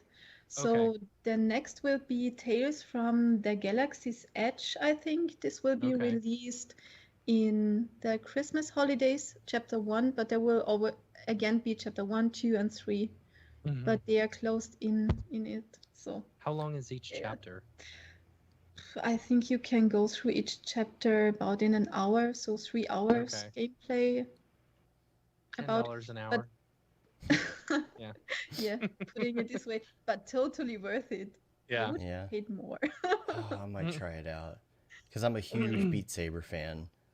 So Yeah. Yeah, Beat Saber too. yeah, I showed Matt one of my embarrassing videos the other day of me trying to complete. Oh, you made a video. Yeah, it's pretty bad. Which song? It was Overkill. I love playing Overkill. It's one of the extension packs, and I forget. But I wanted to see A, how goofy I looked, and B, just what it looks like. I'm trying to figure out how to record it or how to do Beat Saber live or something, and so I've been messing with that. But I'm just waiting because we've got the Quest 2, and I think it's going to have some tools to do that mixed reality, to where you can put yourself in it. I think at the moment you need a green screen studio We have to that. do it. Yeah. Yeah. And, Yeah. yeah. And they just released the multiplayer mode. Did you Yes. try this? No, I but haven't How tried is it yet. this? I texted Matt yesterday. I was like, we got to try multiplayer. Oh, yeah, try that I after the texted show. my dudes Alright. too, because I'm so happy I have some super nerdy guys here around I can nerd out with, and we had like the best Sylvester ever last year, and New Year. Do you say Sylvester too? No. To New Year? Okay. It's the best New Year ever last year. We went to watch Star Wars Episode 9, and then we had our Mexican employee in the drone company here. She made all tacos and super cool Mexican food, and then we had Nice. 3 VR headsets, and we were nerding out all night Vader Immortal and Beat Saber, and that was best New Year ever. That's Fun. nice. That's real fun. Yeah, I want to do the multiplayer after the show, Matt. We gotta try that. When y'all play Beat Saber, do you play with the arrows? Because I always play no fail, no arrows. Oh, Yeah. Me too. child's I mean, play. it's still fun. It's Child's still play. fun, you know. But I don't like to fail the level, you know. Well, you're And the supposed to arrows, it's practice. Oh, like, you are checking this. So, no, I'm not doing this. But yeah, where's the competition? yeah. But I like. Here's the thing. I like trying all of them on like expert, you know, Yeah. and Yeah. to see how hard they are. But I do no fail, no arrows. There is so that one. I think it's cycle hit. That's pretty easy in expert. I Mhm. think was it this one? like I can do $100 bills, of course, you know, that's the first $100 one. bills, $100 Right, I can do bills. $100 bills Yeah. Yes, on expert I mode instantly want to. with no fail. I could probably do Yes, it my with controller. fail, but no arrows. You know, it's just I don't know. I just like I don't like to be challenged on games. I Did you always try go for the easiest mode. Then you didn't try the solo campaigns, or? Is that not? No. Are there? I don't It's think when so. when you start the app, then you choose solo campaign or normal gameplay and stuff. And if you use the campaign, then you have like a path you're playing through, and Yeah. at every stage you have a different challenge. Like one is that the arrows vanish after 1 or 2 seconds, and you have to Oh, remember jeez. in which direction to hit it. Uh-huh. It's super Yeah. cool. Somehow All your right, I'll have brain to try just that. remembers. Yeah. I will say, like, ever since we got the Quest, you know, I feel like I have been playing a lot more, and it's so easy because it's easy. Like, I It's just took so it over easy my to do folks' it. place. You just put it on. Yeah. Right. I took it over to my folks' place yesterday, and I was like, all right, here, let's play. You know, No Yeah. Because, setting up like, the computer, there's picking no up the setting up the cables, computer. the There's sensors. no setting up the updating. Guardian area. Yeah. It's like you know, every time people are here and they wanted to show with the Oculus Rift as I just need an update like 10 minutes yeah, Yeah. before Yeah. something is even working. Like, oh my God. We Yeah. have Yeah. this word in German, it's Vorführeffekt. It's when something is working all the time right, and then Mhm. someone is watching and then nothing is working. Oh, It's that's like, funny. Yeah. yeah, Almost like Murphy's Law. yeah, Yeah. exactly. Is there a reverse of that where nothing works until like someone comes over to trying to explain to you what's going wrong, and then it starts working? Like this used to happen to me all the time. I'd have an art director come over, and I was like, I'm trying to get this thing to work, and then it will just start working. Yeah. You know, so Yeah, it makes it's me look basically the stupid, like same I didn't thing. know what I was doing. Yeah, Yeah. it's exactly the same thing. Like we had Okay. I had this all the time when I was in the programming classes, and my code would cause any strange error, and then I would call the professor, and then we would run the Debug. program, and it would work perfectly. Yeah. Like that's the perfect definition of the Vorführeffekt. Yeah. Mm-hmm. That's funny. And the thing, Matt, like about Beat Saber is I kind of get what you're saying with like no fail mode. Mm-hmm. However, like I only turn it on if I'm trying to practice a section or something so that I don't, Mhm. you know, screw it up or something. Because for me, I use it as like an exercise routine. So I get into Yeah, it. it's so cool. Like I do more than I should be doing. Like I'm jumping around, I'm like putting my leg up, balancing, like just like really getting into it. Like it's You should really make a video. yeah. Yeah. Well, I've got it right here. If you'd like, I could totally Him just embarrass going myself. Like this the whole Yes. time. You want to see? you I'll show it. totally embarrass Yes, myself please. here, so you can see. It's pretty bad, but this one is overkill, and I love this one. I put everything on faster, like so it plays faster. Wait, you play it faster I than play it it normally faster is? than it normally is. Oh yeah. my gosh. So I put it on expert mode and I put it on faster. However, I'm really not good at. I'm impressed. I need can to do that. practice now. I can't do. See me putting my leg up. Yeah, I don't know. Jumping all around. I can't do expert plus. I've tried expert plus on a couple, and I'm getting there like That's weird. $100 bills or whatever. But Mhm. I'm really trying to take it to that next level. But what I'm doing is I'm doing it for the workout, right? So if it's too hard, you have to either practice or slow it down in practice, or you could just say, okay, I'm gonna go to the next one. And I'm the type of person who like sometimes I'll practice, but really for the workout, I'm just like just speed up the easier ones. you know, rather than go to harder. So instead of going to expert plus, I'm just going to expert, and I'm just speeding it up a little bit just to have my fun and dance around a little bit. I read somewhere that if you are in hard or expert mode, it actually burns as much or more calories than playing tennis. Yeah. Oh, fun. Mm-hmm. I believe that. I use my watch, and I've played for like 3 hours before, and it's like you burn 2,000 calories playing Beat Saber. Yeah, I'm like, well, sweet. I'm gonna go eat a bunch of right. Twinkies. Yeah, time for desserts. Yeah. Did you try the 360-degree mode? Oh, that's what I was gonna say too. That. It's so cool. Wow, it's so hard. Even the 180. I don't know. Maybe I did it on easy mode, but I felt like it was a little too easy. Oh man. Yeah, You know, like I wanted serious. I want it to be crazy, like to where I'm having to hop backwards and forwards. I felt like it just slowly moved you around. Put it in expert mode. Yeah. All right. You got to use arrows at least, though, dude. No arrows. So no fail, no arrows. I don't know anything about multiplayer mode, but is it something? Okay, are you both? Can you see each other? Are you playing at the same time? Have you? Yeah, I don't know exactly how it works because I'm super excited about this. It would be cool, but some confusing at the same time. So I'm super what's the word? Excited? Stoked? Yeah. Yeah. No, I'm like wondering, like, is it something where, like, if I want to put it on expert mode with arrows, I want to put it on easy, right. No arrows, no fail. Right. Or do we have to both play the same thing? Yeah. Because I could see how that would be uneven. Like if somebody who plays all the time wanted to play with somebody who's playing it for the first time. Yeah. You know, so we'll have to do some research and get back to you on that this afternoon. Are you try it after the show? Are you on a Quest 2 or which headset are you using? I have at my computer here the Rift S and the Quest, so the first generation for at home. Yeah. Beat Saber action in the evening. Yeah. To calm down the brain.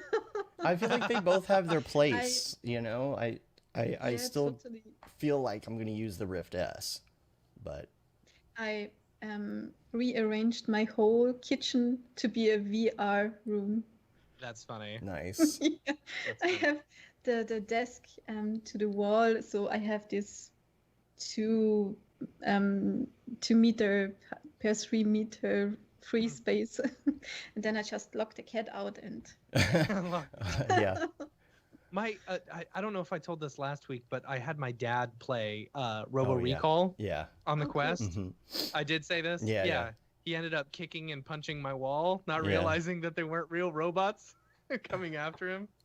Yeah. I've never seen him laugh that hard either. You know, you can do those different home screens with like the different areas and stuff, like the different scenes or whatever, but you can also make your home screen background just to be the cameras, the 3D cameras that are all around you.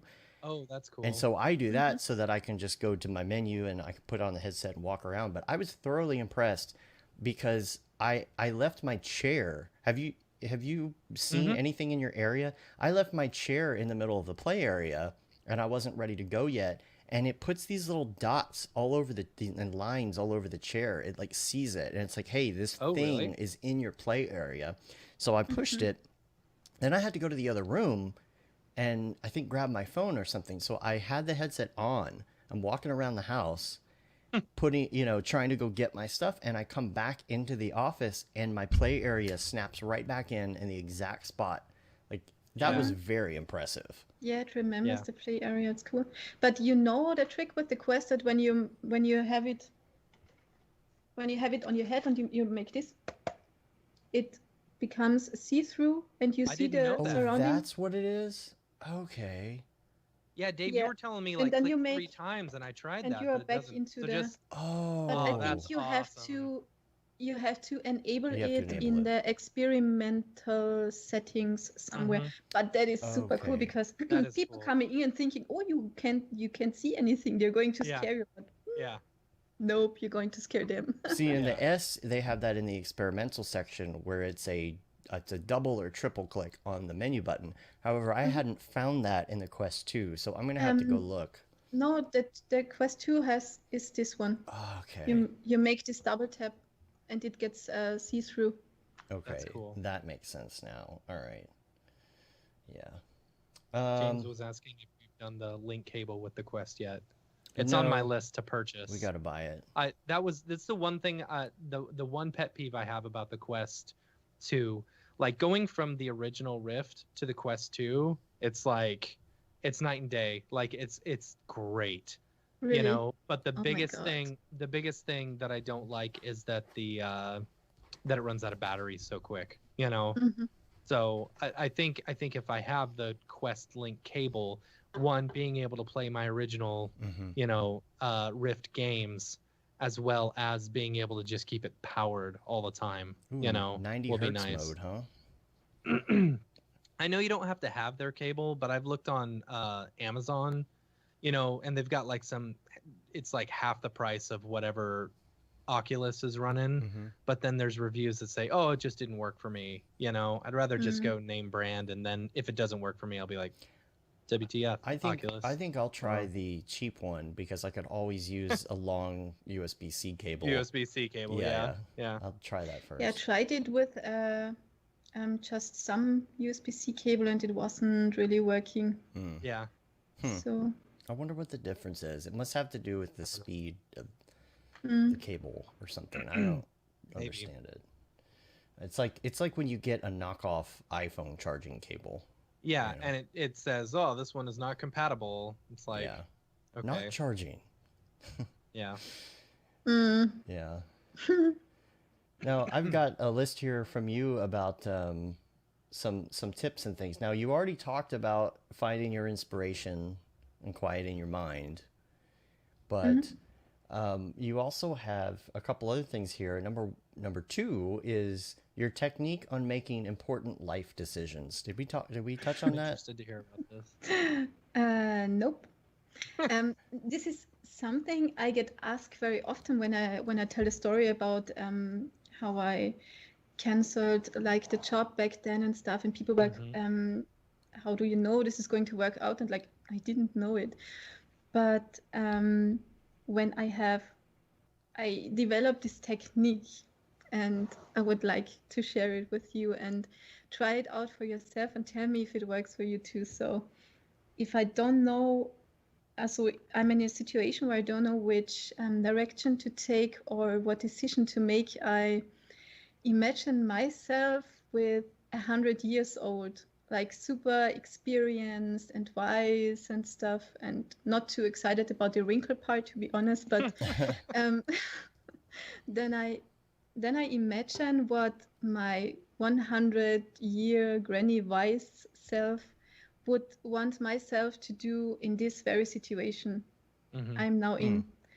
And this is super funny because when you are in the situation of making a decision, you're like filled up with all these emotions and adrenaline and stuff, and you cannot really think clearly because you're kind of afraid you're facing a situation that is uncertain, and so your brain goes into this prehistorical mode where it wants you to run or to fight, basically.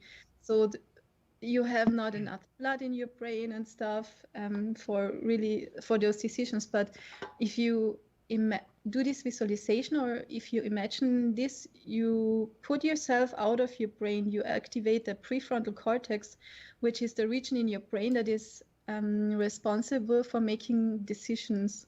And by putting yourself out, you can look at your situation from the outside and have a clear way to say, I will go this way or that way. And you know what I found, what's super funny is that most of the time when you try this, the answer will be to do what scares the S out of you the most. That's super funny. Yeah. And yeah, so following your fear seems to be a pretty solid way to become that best superhero version of yourself somehow.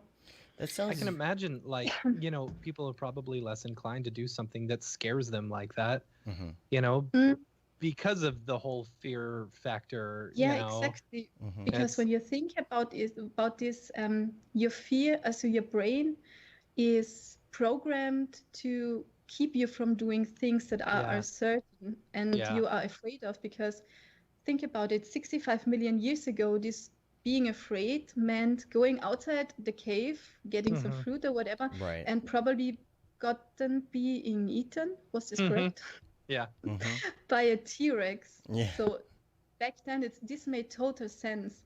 But nowadays, you are afraid to get this new job. You're afraid of your new boss or pitch your idea to a potential investor. But no potential investor is going to eat you, right? Just don't pitch to Hannibal Lecter, so you're on the safe side. It sounds really similar to a bit of advice that I heard this week, is that when you're in that situation, you step back and imagine your situation and your life as a movie.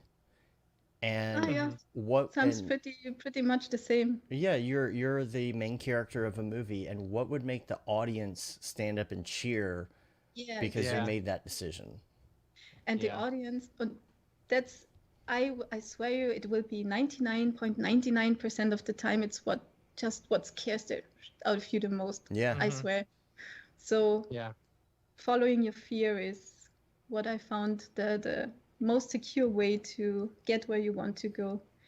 Unless, of course, you are on a boat in the sea and you're afraid of the 15 sharks circling your boat.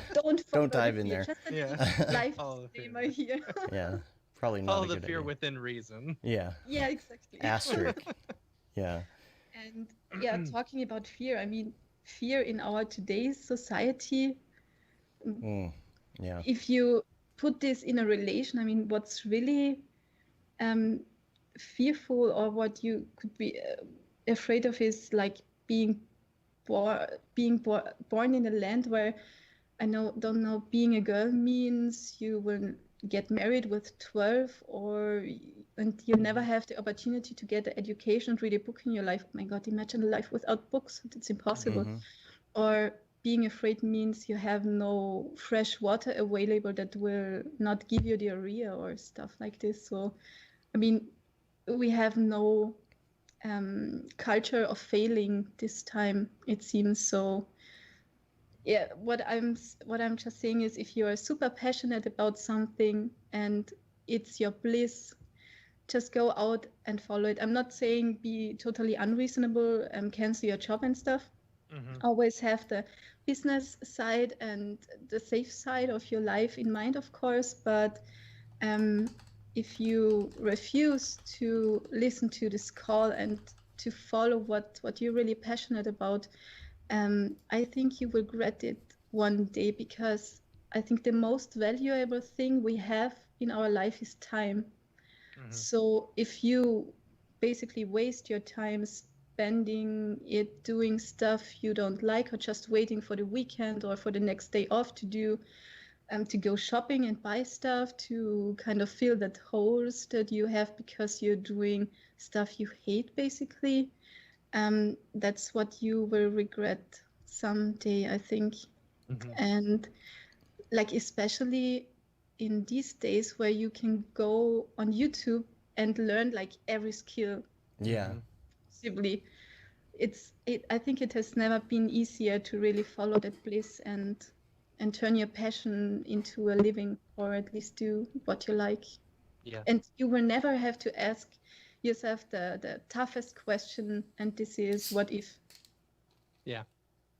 You know, when Dave and I both quit our jobs and started, our company, one thing, at least with motion graphics, the thing that always brings me a bit of comfort is, okay, if I fail, I'll just go work for a studio. Exactly. It's not that hard. Yeah. Oh no, I failed. I have to go get a regular job. Okay, yeah, exactly. I can do that. I'm not gonna starve. Yeah, you will not drop dead immediately. Right, just, exactly. Just get another job.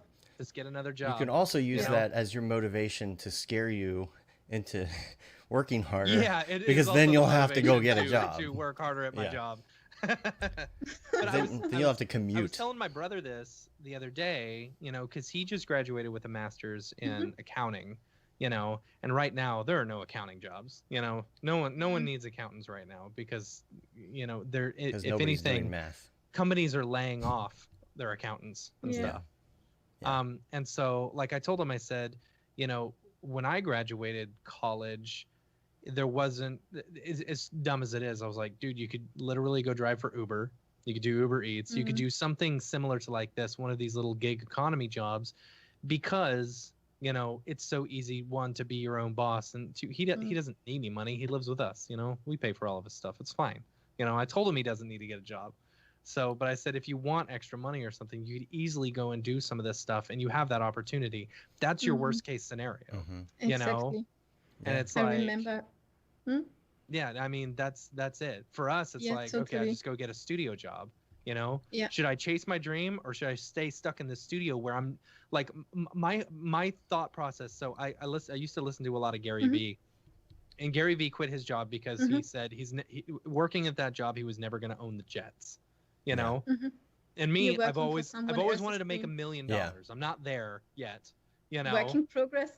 Yeah, exactly. It's a work in progress, but it's like people always say, oh, I want to be a millionaire. I want to have all this money, I want to be rich or whatever. And it's like, but they're working for the same dead end job for most of their life. Yeah. And it's like, okay, there's no way you're going to make $1 million, or or you're going to be rich or financially whatever by working for the man, day in and day out. It's the You'll make them the rich. company you work for is never going to raise your salary enough to where you make $1 million a year. If anything, they are going to work their hardest in order to pay you as little amount as possible for your entire career, Yeah, And you're it's like, working for someone else's dream.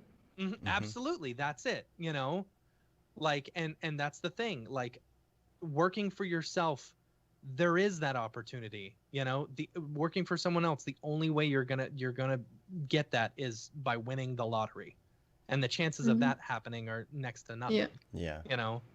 I don't know, that was my big push for Dave and I to really go out and do something ourselves. Right. Awesome. And I hated working for the man. I hated all the companies I worked for. Well, I feel like that was almost like your life hack right there.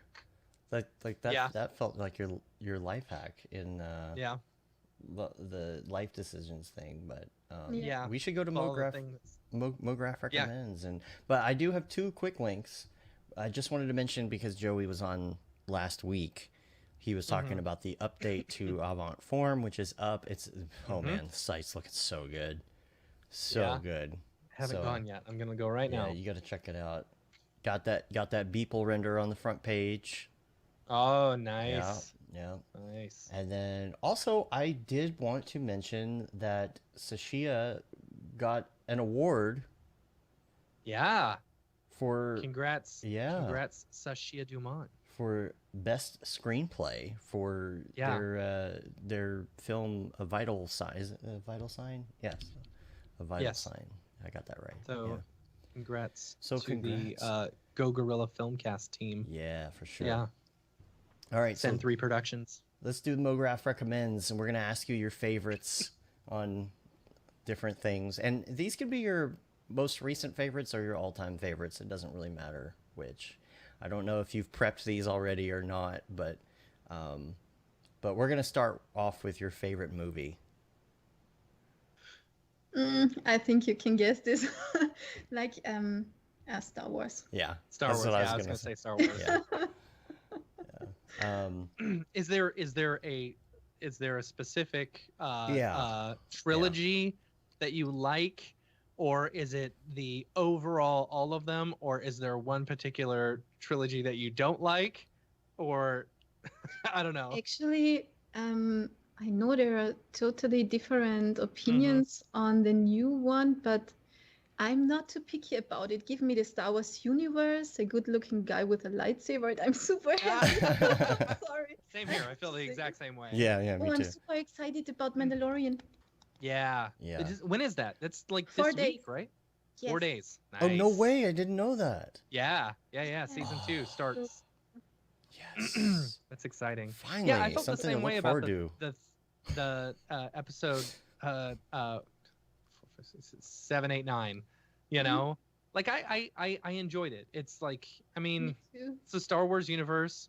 There's lightsabers. You know, just they fight each other. Whatever. It's fun. You know, Yeah. hated the first 3. I hated the Yeah. first 3. I saw the first one, episode 1, though, in the theaters probably a dozen times. And there was at no point where I was like, this is a good movie. You know, this is just an excellent movie.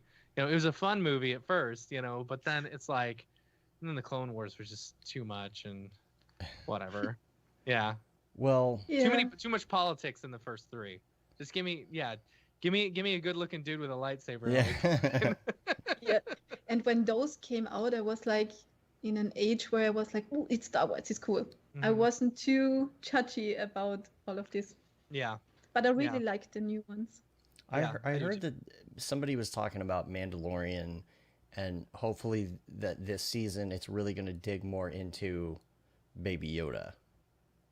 Oh I God. I would love hope Baby Like Yoda. more Yeah. into, because you didn't really get much of that story. You know he's there, but you don't really know like what is Yeah. going on there. It's more about this journey to protect him at the moment. Hope I'm not giving away spoilers.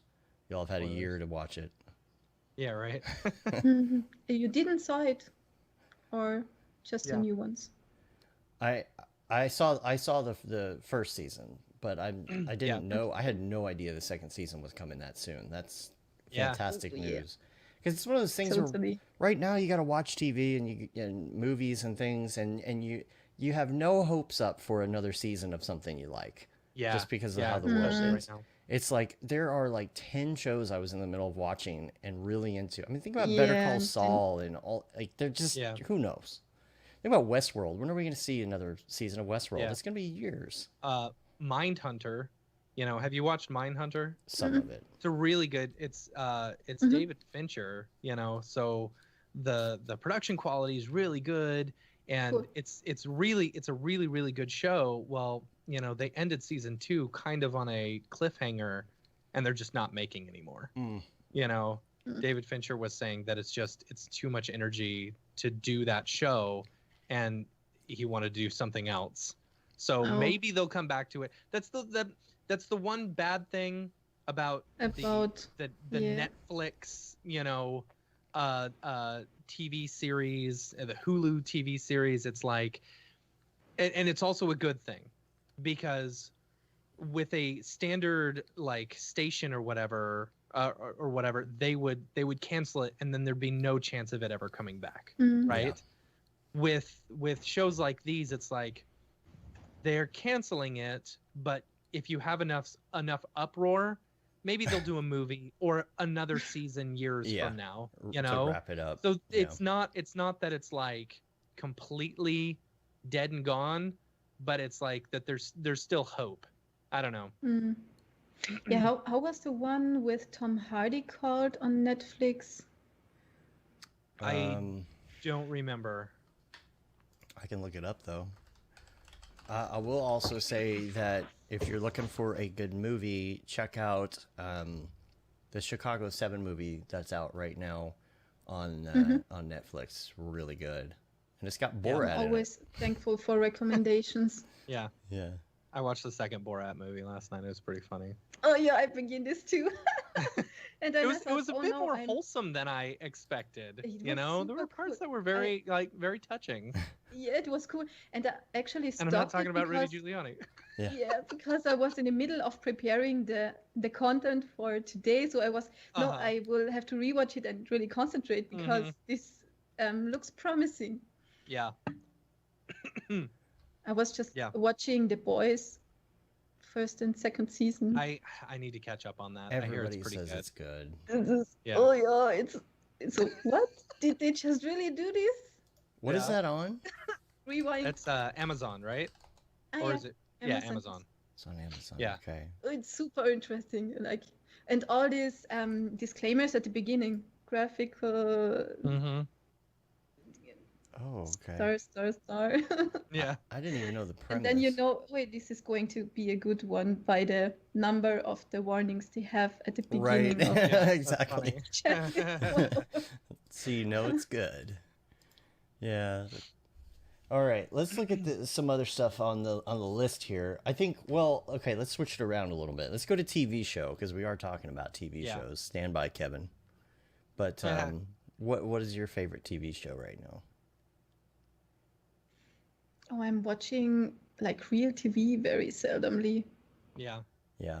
To be honest, before I watch a normal TV show, I rather watch some tutorial on YouTube. Right. So David Ariev tutorials, right? Yeah. Yeah. Oh yeah, I love his Yeah. tutorials. Yeah. Fan. That's funny. Yeah. Yeah, You're gonna have to right. call in on the Halloween show on Yeah. Friday. Oh, Yeah. I'm planning on do this. Yeah. And the Jules Urbach version I'm looking forward to. Oh yeah, Mhm. that's right. Mhm. Let's see. So, I mean, TV show. It's not necessarily TV. I mean, I guess like The Boys counts as a TV show. Yeah. Because it's episodic, right? Yeah. So Yeah. that could count. What about? Then Mandalorian will count Oh too. yeah, Yeah. Yeah. that's true. Yeah. What about music? What kind of music are you into? Mhm. I'm listening to almost every music. Is totally dependent on the mood. Like for example, the first band I was singing in was called the Shaved Wookiees Orchestra. A shaved Literally. Wookiees? orchestra. Yeah, the Shaved Wookiees Orchestra. I love the name. Matt, that But we sounds were like something all you would be dressed up into. properly. What? It sounds like something Oh, Matt no, would be I'm into. looking It's it so up. long ago. I don't know if you will find anything online. That was pre-smartphone area. Yes, I am Oh. that old, actually. I think. And but yeah, well, I'm listening to everything. And lately, I had a funny situation where I was doing the visual effects for a movie, and I had a shot with an old man who was supposed to be a corpse, but 2, 3, 4 weeks old, so really nasty. And I had to retouch him and track all the nastiness and stuff. And so I had my monitor set up with like combined 83 inches, Mhm. and I had all these very graphical stuff of corpses, and I was like, oh my god. And then I was to the retouching and VFX, and I had my Disney playlist super loud to stay sane and not going to That's And- funny. My morning shower playlist is The Greatest Showman. Loved that movie and the songs. So cool. Yeah. That's So- funny. But I'm listening System of a Down, Rammstein, like, Yeah. and I'm totally into Du hast. soundtracks. Mhm. So Yeah. I've basically seen everything. Rammstein in concert. It's fun. Really? You have Yeah. like cool. Yeah. Who Nice. they were with Slipknot Oh man. and Cool. some other band. I don't remember. You'd be rowdy, dude. Super nice combination. Yeah. Yeah. It was Yeah. Slipknot, Rammstein, and who was the other band? I can't remember. I don't remember. ICP. I don't know. No, it wasn't ICP. I There's haven't seen them. there's on the PC version, or the Oculus Rift tethered version of Beat Mhm. Saber, there's that thing you can install where you can get like all these extra songs and Right. things, and they've got Mhm. Rammstein in there. I was totally like That's jamming funny. that out. Yeah. Yeah. I had this CD Well, I back in remember- the day. Yeah, I remember CDs too. And cassettes, is this? No, this Yeah. isn't the English Yeah. word. Yeah, because Yeah. on Oh, cassette. is it? Cassettes. Yeah. Yes, yes. I Yeah. was recording my first songs with cassettes. Yes, Mhm. that old. And I remember having this CD from Rammstein, Mhm. and I Mhm. was taking a bath and like super meditative, almost sleeping. And they had this hidden feature on one of their songs, and I didn't know this before. So the song was super quiet and calm, and then it would stop, and you don't realize because you almost sleep in a bathroom. And then suddenly there came a voice whispering like, "Come out and play with me." And I what is happening here? This scared them Instantly tense as up. out of me. Oh my god! Until I realized it's coming out of the CD player. Like, whoa, that was a shock moment. I That's instantly funny. had all scenes from The Ring and all these Yeah. other Mhm, films. mhm. Gosh, I forgot about hidden tracks. That was Yeah. the best. You Yeah, can't do hidden hidden tracks, tracks exactly. now. No, they Just can't. can't do it. No way. I mean, you can, but it's not the same. Nah. Because I what? Yeah, I will mean, you would have to Yes. put. I mean, it's pretty obvious when you go to Spotify and you see that a song is 37 Called- minutes long. Yeah. You Or it's know? called hidden track. Yeah, Yeah. it's called It's hidden called track. hidden track, or yeah, or it ends and you're like, what's wrong with my Spotify? Like, you're like, Yeah. Yeah. yeah. I was on TikTok and there was someone talking about how they really enjoy vinyl, you know, Right. and like And what? vinyl, like records, you know. Ah, Yeah. okay, the big Yeah. ones. Yeah. Yeah. Because, you know, back in the day when we would buy CDs or cassettes or something like that, you'd get this just beautiful artwork with it. And we don't get that Mhm. nowadays, you know. We just get it's just music. It's just the music, you know. Mhm. I don't know. I found that really interesting. Yeah, I miss the haptic things Yeah. too. That's why I like books, like the real analog, real world, real life books, because you can sniff them when they're fresh and Yeah. stuff. And they look so pretty in your shelf. Yeah, Like, Yeah. you can yeah, still it's smell cool the to have- benzene. Exactly. Yeah. And it's cool to have like 5,000 books on your iPad, but Yeah. you can smell it. Yeah, Yeah. that's true. You can. It just doesn't. They all smell the same. They all smell right? like iPad. They all smell like, Yeah. like electrons. Yeah. Now see, Electros. maybe they'll come out with something for that where, you know, the Amazon Kindle where it has like a little bit of like benzene blower in it. Yeah. Oh, that's funny. That would be a good April Fool's prank. That Yeah. would be a good April Oh, Fool's yeah. joke from Amazon. Yeah. Come on, Hey, you can Amazon, do it up. Get that old book smell Yeah. with Yeah. the new Amazon. Just a no, cover, old book Yeah, smell cover. And then you rub on it like on this perfume samples. Oh you yeah, get. scratch and sniff. That'd be great. Oh man, yeah. The screen, just scratch and sniff the screen. Uh-huh. And you can This- choose from This new book is book from the or 18th old book. century. Yeah. Yeah, exactly. it's awesome. And it was hidden in Einstein's socks for Right. 500 years or so. That's funny. New product Super nice, idea right there. $1 million. Yeah. You already talked about your favorite plugin, so I think what was your favorite plugin? What was it again? Most things of Grayscale Gorilla, and Yeah. my absolutely time-saving favorite is Oh. HDRI Link. Yeah. That's right. it's that's right. It's so good. Yeah. Yeah. Now, what about your favorite podcast? Do you even listen to podcasts? I guess. To yours, but not to many others. Well, thanks. Oh, you that's know. all you need, right? Yeah, that's all you need. Yeah, I'm totally happy. Yeah. The next one on the list is headphones. Are you a big headphone person, or just like, you know, standard So I Apple have those, those in-ears. Mhm. does the trick? Yep. Yeah. And your favorite app, your go-to app, you pick up your phone, muscle memory, what do you hit?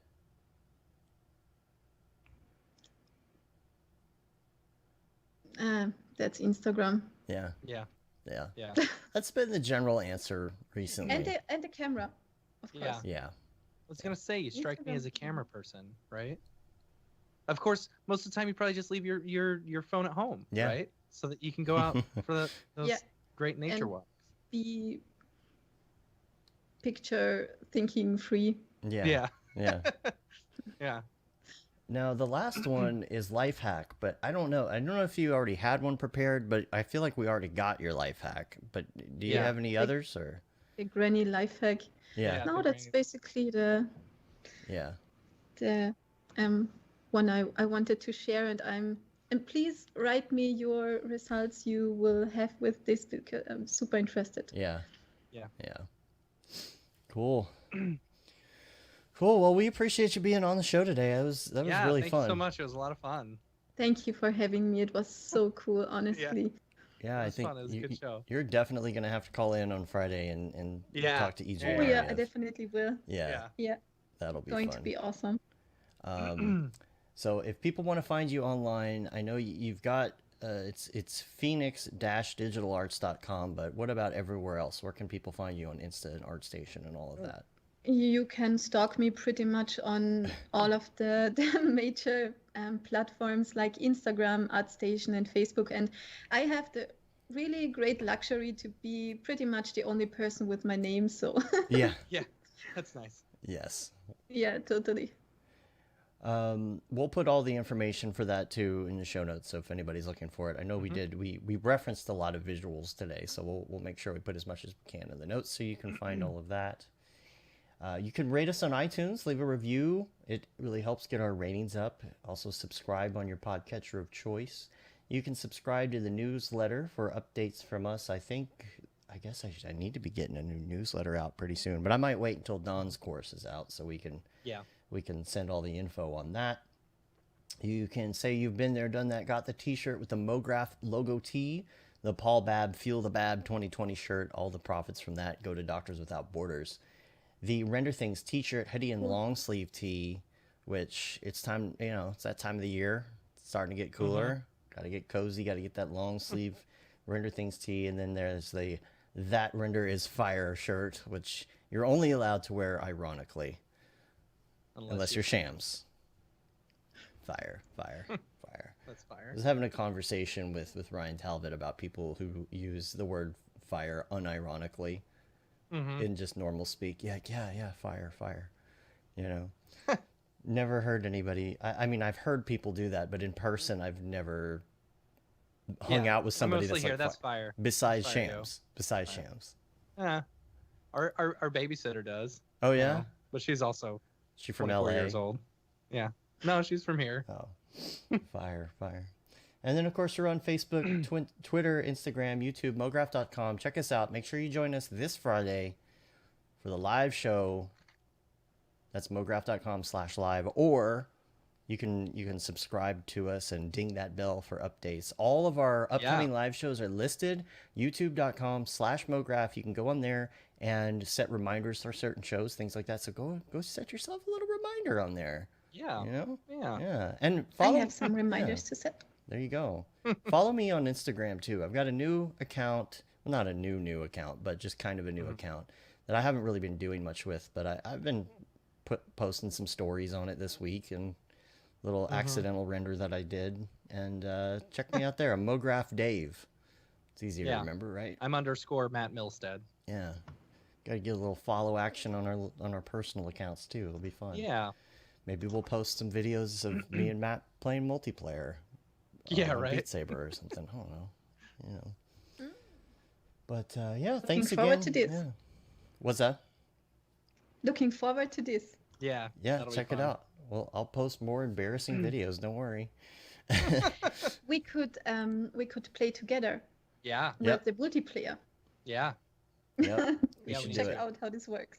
All right. Now, do you have to be friends on Facebook to connect to some? Now that it's all connected to Facebook, because here's what I'm worried. Because I was reading an article that said if you delete your Facebook, you lose all your games. Yeah. Oh. True.